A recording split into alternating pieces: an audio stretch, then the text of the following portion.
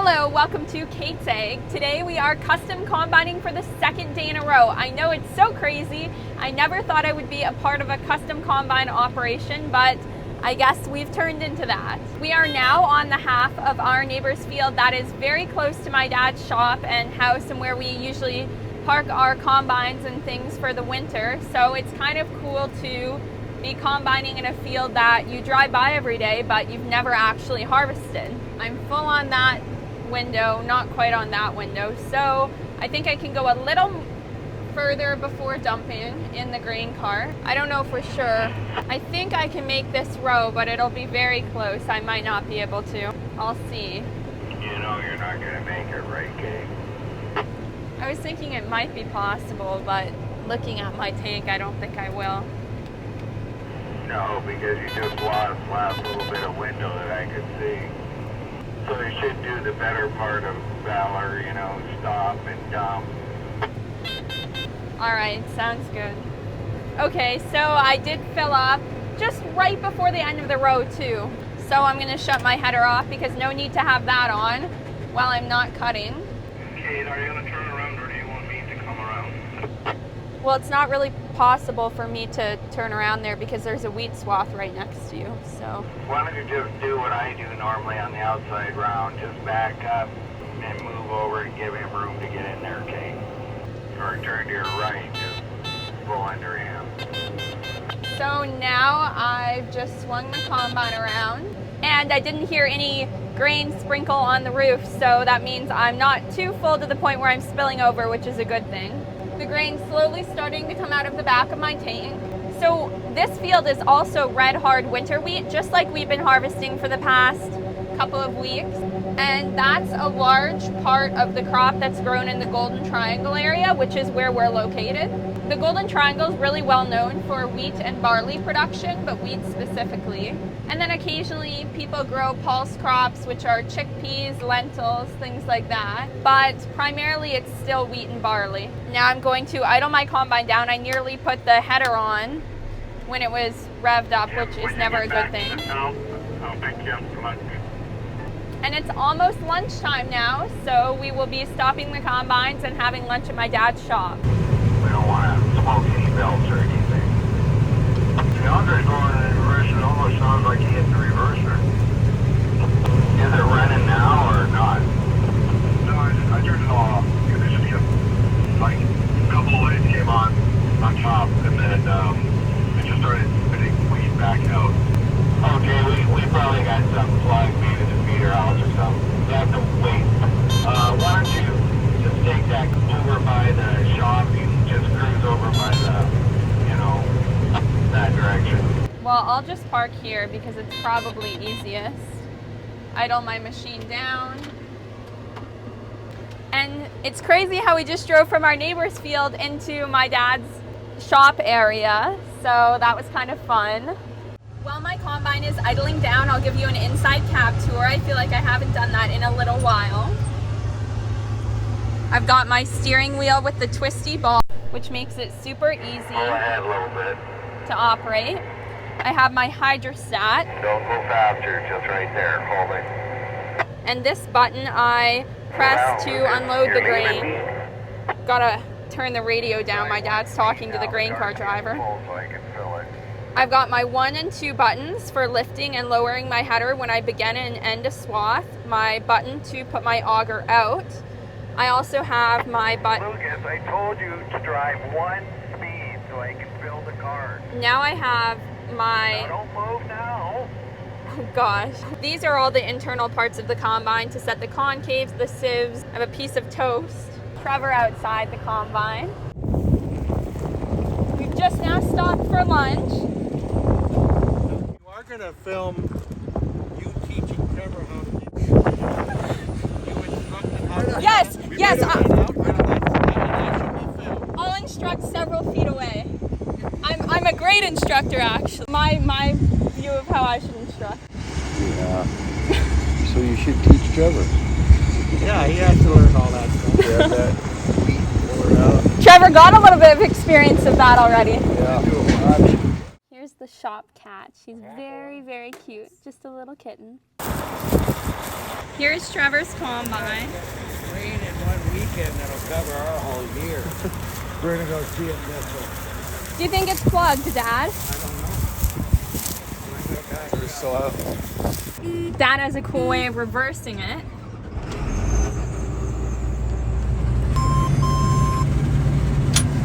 We're gonna open your rotor up. Let's go. Like what you did, like open the concave? Yeah. Hi, Dorsey. Having a good day? No. Well, that's good. At least it's not bad. Yeah. Second plug of the year. First real one. Can you make it go 51. backwards like you did with mine? Yeah, but it's in the Yeah, rotor it's in cage. there. It only goes. Oh. It's a little bit different. It would appear, yeah. Down the ladder we go. Gloves go on. Pull the weed out. Buttle into this. There's a round thing with little knobby deals on it that spin around. Yeah. And then it rubs the wheat up against these and it knocks all the wheat kernels. They fall out onto these little things here. And then it shakes them all the way back and blows the dust. Yeah. And the wheat falls down. It's moving like a little bit. Why is this bringing me joy? We're bringing you joy. It slows us down. I can see why you'd like it. I think I plugged the feeder house yesterday. Yeah, you did. This is a little bit deeper. Then that's the meter we watched. Because it went to 0 immediately. Like when it started spinning out of the feeder house, I looked up, the rotor speed was 0. Oh. This just like stopped moving. Does it say a rotor speed? I mean, it has a little rotor. There's a picture of it. Does it actually? Rotor Is that the like cogged wheel thing my dad talks about? Yeah, that's the thing. I think that's the thing we move up and down in the morning to like change the threshing and stuff. Yeah. Oh, your pickup's here, Dad. Your pickup's here. Trevor's now got the rock trap bar. It's kind of long.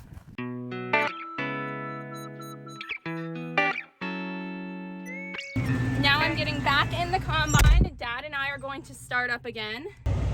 There the combine is right now. And my dad and I are going to head to the west end of this. Trevor's combine is now back in the field working, and Uncle Chris made a pass down and back with him to make sure everything was copacetic, and it was. And it's been running super great since. I think dinner's coming up soon, so I've just been combining along. At first I was taking it really slowly because seeing how easy it was for Trevor to plug, I didn't want to do the same, and I know I've had so many close calls. I actually have a few on each pass just because of how thick these wheat swaths are. And it's typical for me to even see at 2.3 miles per hour when I'm going now, the straw to back feed, meaning come back out of the auger, like it's just taking too much in. I'm having to slow down when I see that, and it's just not a good deal altogether. But it's very good for our neighbor who has this very heavy crop, but super difficult on the combine. Even now, 2.4 is way too fast. The swath is just massive. So I'll just have to creep through it. And anytime the swather makes any sudden changes in speed or stops, you get this really spread out big pile, which is what I think is happening to me right here. Because typically it's not too big.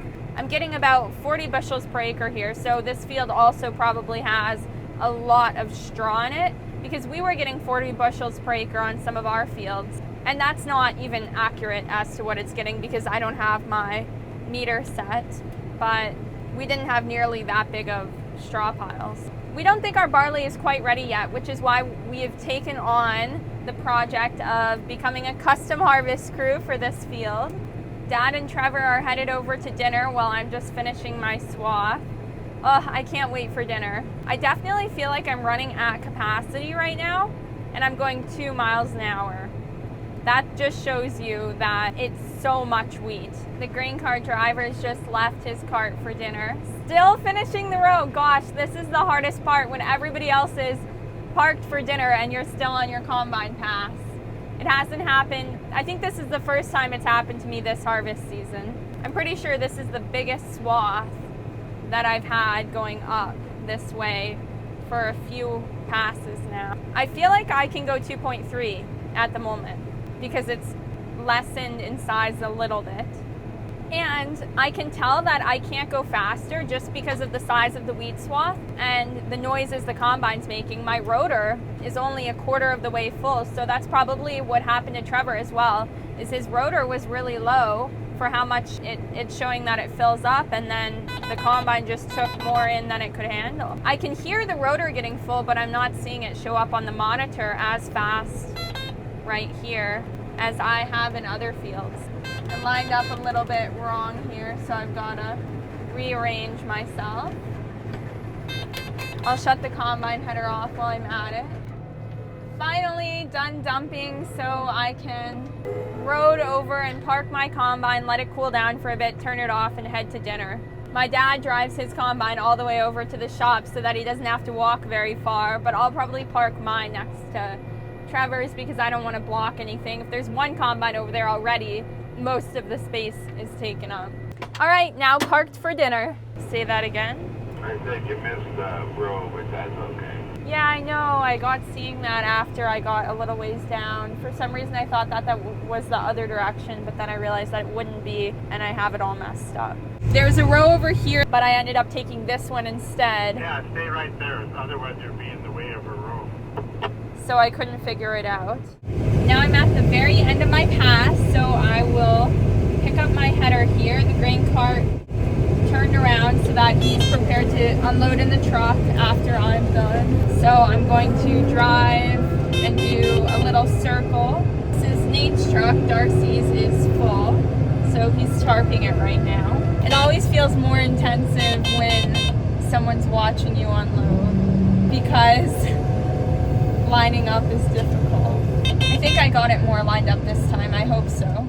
Lining up to trucks is difficult. It's not quite as wide as the grain cart, so poses some challenges. Now I finished unloading in the truck, so I'm going to drive away, put my auger back. I think that's the idea, Kate. Drive over and park it by Trevor. Watch out there because there's stuff both parked over there. Yeah, there's swaths in front of her we're waiting for. Park kind of close, Kate, so I can get in there too. Alright, I will. Now I'm parking fairly close to Trevor's combine so Dad can fit in. And done for the evening. Dad just pulled his combine in. So we are officially done for the day. So how did you like plugging the combine and then having to dig it out? It was sweet. I enjoyed it. I enjoyed it thoroughly. I learned a lot about the combine. Got in there, yeah, great learning experience. Yes, and you got a lesson with the John Deere mechanic, I did. I talked to him a lot. Cool. Yeah, that was really cool. He's a good guy. He is. I like him. What did you learn about the combine and all the mechanisms and how it operates? I mean, how in detail do you want me to go here? As in detail as you can go. It's gonna take some time. At lunch. I don't know that much, obviously. At lunch, Trevor was giving me the full explanation of how the combine works, which was actually pretty cool because I think you fully know more about the inner workings of the combine than I do now. I mean, like maybe. I really got in there though. It was a pretty intense plug. Dad's over here laughing. We were taking concaves out. We were really, like, it was the whole thing. So, could you explain how the wheat goes in as a full strand of straw, I guess, and then to the tank as a kernel? The tank as a kernel. Yeah, I mean, I guess the abridged version, it goes in through the header. Yeah, like then, here. Yeah, right, all through there. It just goes up through that. You have a bunch of belts that take it into, it's like a big cage, big metal cage with holes in the side, and the big thing that spins inside of it. Rubs it against it, breaks it apart. Okay. Seeds and stuff and the chaff fall through. The big pieces get shot out the back, and then all the little pieces fall through, and then they get sifted. And then and a fan blows on them too, so all the chaff blows out of the back. And then a couple augers, once the seeds are finally separated, there's grain. A couple augers pull it up to the top, and then it goes and sits there. That's pretty cool then. Yeah. The very much simplified version. Yeah. There's a lot of moving parts that make that happen. It's really pretty cool. So you enjoyed it. Yeah. Do you feel like pulling all the wheat out wasn't like fun necessarily. It took a long time. It did take a long time. It was stopped, let's see, at lunch, right? It took like 3 hours. Okay. Yeah. But the feeder house was broken too. Yeah, the chains. Did he really take loose. the link out? Yeah, I took a link out. 3 links out there. Yes. Yeah. Did he have the parts to fix it? Of course. He has a magical bag of tricks in his bag, in his truck. They're probably all the wore out ones. He already took off somebody else's. What do you have to say about harvest today? Interesting and informative. Interesting and informative. Yeah, psychologically stressful. It's hard to understand why people can't understand English when they can speak it. I liked today. I thought today was fun. I think learned a lot. I'm gonna finish this tomorrow, and then we're gonna. What about you've plugged your rotor before, right, Dad? Because this is what was plugged. The rotor was plugged, so it wasn't like the plugs that I've done, where you just dig out the header and you're done. Yeah, it was all the way up. It was like it's Like like up to that, Kate. 7. It's the same thing. This one's just lengthwise instead of across the front. Yeah, it went all the way back into the. They plug tight though, but this one you can take the concaves out. There are ones know? you can't take the concaves out? Well, no, because you can, but it would take hours to do it. Yeah. Yeah, this would have been. This is quick. These are just, and then they spin it till it clicks, and then they back it off a quarter turn or something. Well, we couldn't. It wouldn't. It was like too tight. Nothing would move. It was super annoying. You mean the straw in the concave? Yeah. Yeah. Like We had the after long we- stick thing, and No, we tried. Even after we took the concave, we took 2 of them off, and it still took countless tries. Trying to spin it. I had to go ratchet, move it manually. That sucked. Oh I wow. was over there like, yeah, but that ratchet thing's about this long. That thing probably costs $800. Oh, like what the John Deere guy was really struggling with at lunch, that same wrench thing? did you see him? I think so, Yeah, partly. Maybe, yeah. That. I the thought thing he was on going to the be other able to side. spin it out, It's right behind the header. but no. But even then, no, it didn't move. Like at first, the belt would just slip. Really? Yeah. Yeah, but there's a rubber coupling in between that and the transmission. He said if you keep hitting it, Yeah. it'll eventually break out, and then you got to take the motor out to replace the coupling. So you can only. Good design. We had to put it in first gear too. Actually, I was running it in first gear all day after that. Really? Yeah. What was your rotor speed? No way, first gear. Motor speed. What would it have been? Like 8. It was like 880 or something. It was normal. But Normally you can't get 800 out of a low first I think gear rotor. it was around there. I don't We think have the to change rotor them speed- for barley. Yeah. Well, today was both a fun and informative day for you. It was very much so. Yes, so stay tuned for more harvest videos. Of course, always. We're the best. Definitely. Make sure to like and subscribe. Thank you so much for watching. Bye!